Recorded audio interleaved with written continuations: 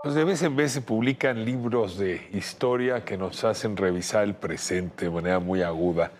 Y está este texto de la historiadora Cristina Sacristán, El ruido y el velo, perder los derechos civiles en México liberal, el caso Raigosa, que ocurre entre 1872 y 1879. Tengo el privilegio de contar hoy con la doctora Sacristán, aquí entre nosotros, justamente para hablar de este tema. Y es doctora en antropología y la verdad es que es un tema sobre historia revisada a la luz y bajo el lente justamente de esta disciplina. Muchas gracias por acompañarnos, profesora. Al contrario, buenos días, Ricardo. Encantada de poder conversar. Gracias por la oportunidad. Pues la verdad es que estos casos judiciales nos cuentan de las épocas idas de una manera mucho más aguda que como lo pueden hacer otras de sus expresiones. Veo que usted se metió a revisar el expediente justamente de Raigosa. Si nos puede contar quién fue este personaje, por qué le llamó la atención y qué dice este caso a propósito de los criterios que podían señalar a alguien como de estar loco o de estar cuerdo, cualquiera de las dos.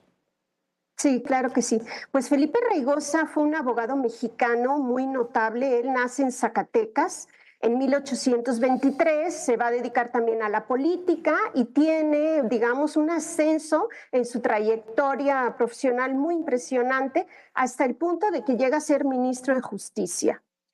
El juicio que yo estudié es un juicio civil, un juicio de incapacidad por enfermedad mental que estaba pensado para personas que se consideraba que no eran capaces de dirigir su vida, es decir, de tomar decisiones, de administrar sus bienes, de educar a sus hijos, de ejercer su profesión, y a quienes se les nombraba un tutor, precisamente para que esa persona pudiera decidir o finalmente decidiera sobre quien se cree que no tenía la capacidad de gobierno sobre sí mismo. En este caso, quien demanda es la esposa, la señora Manuela Moncada, que desciende de la antigua nobleza mexicana, y ella es la propietaria prácticamente de todos los bienes de la familia. En esa época, de acuerdo al Código Civil, las mujeres casadas no podían administrar sus bienes ni tampoco podían ejercer la patria potestad, de manera que cuando ella demanda por locura a su marido, tiene el propósito precisamente de lograr estos dos objetivos. Por un lado, poder administrar libremente sus bienes y por otro lado, poder educar a sus hijos y vivir donde ella quiera con plena libertad. Ahora, en un caso judicial, el diagnóstico puede ser una sentencia de condena o de salvación. No se trata nada más de determinar si el sujeto está loco o no, sino si esa locura le impide ejercer sus derechos civiles, con lo cual pues era un tema muy delicado en la época. Y precisamente la enfermedad o el trastorno que aparentemente tiene este sujeto cae dentro de un paraguas muy grande que en el siglo XIX se conocía como el grupo de las locuras razonantes o locuras lúcidas. Incluso los médicos se refieren hacia a estos pacientes como locos que no lo parecen, porque su delirio está concentrado en un tema o en un grupo de temas, pero en el resto, digamos, del campo cognoscitivo, ellos son perfectamente racionales, cuerdos, argumentan, se Cristina, defienden como por, lo que hizo este abogado. por lo que entiendo de su texto, cuando es llamado a comparecer, digamos, Ujú. que fue, a ver, ministro de Justicia, estamos hablando del siglo XIX, estaremos hablando de la símil del presidente de la Suprema Corte, es decir, nada más y nada menos el papel que jugaba.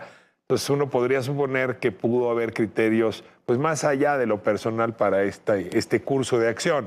Pero bueno, en cualquier caso, usted comenta que él era perfectamente racional a la hora de defenderse y dar argumentos, pero que en realidad eran por sus escritos que se le consideraba en estado de locura. A ver, ¿qué decía al oral y qué decía el escrito como para que pudiera en efecto unos considerarlo loco y otros perfectamente cuerdo? Sí, bueno, este cargo de ministro de Justicia es secretario del Ministerio de Justicia, ¿no? O sea, existía en la época la Secretaría de Justicia, él es parte del gabinete del emperador Maximiliano, no tanto que haya sido ministro de la Suprema Corte. Y sí, en efecto, este sujeto en los interrogatorios, en las audiencias, él se defiende, al ser abogado, conoce perfectamente qué significa un juicio de interdicción. Él cree que le quieren quitar sus derechos para evitar que litigue por una herencia que considera que no se le ha dado a su esposa. Y en ese sentido, él dice que está defendiendo los intereses de sus hijos. Sin embargo, en los escritos delirantes, que en esa época se consideraron delirantes, él construye, por ejemplo, una genealogía de su propia vida donde se atribuye apellidos que no le corresponden. Es decir, él articula que pertenece a un linaje aristocrático. También dice que tiene una serie de propiedades que en realidad son de la familia de la esposa, pero él se hace acreedor a esas propiedades. Después, según avanza el juicio, sí se va deteriorando, digamos, su estado mental y llega incluso a decir que es hijo del rey de España. Pero cuando los médicos lo interrogan, le dicen, ¿y usted dónde nació? No, pues yo nací en Zacatecas y deme el nombre de su padre y de su madre y da los nombres tal cual son, de manera que él tiene una capacidad de controlar su propio delirio, que es lo que realmente impresiona a los médicos. Pues la verdad es que habrá que revisar también, y me pregunto y le pido que nos diga como respuesta final si la política se metió en este juicio o podría usted, después de su investigación, decir que solamente fue un pleito entre el esposo y la mujer a propósito de esta herencia. Bueno, es un pleito entre dos grandes familias de la élite. Y estas familias no solamente tienen poder económico, sino poder político. Y gran parte de los personajes que intervienen, abogados, médicos, son figuras de una gran autoridad en ese momento. Con lo cual yo sí creo que el juicio, al menos al inicio, sí empieza arreglado, porque a él se le cita en el Palacio de Justicia como si realmente fuera acuerdo, ¿no? Él acude al Palacio de Justicia pensando que va a litigar a una diligencia judicial y en ese momento, en cuestión de 2 horas, es ingresado al hospital para hombres dementes. Se nos acabó el tiempo, doctora. Muchísimas gracias por acompañarnos esta mañana y recomendable altamente su libro. Hasta pronto, doctora.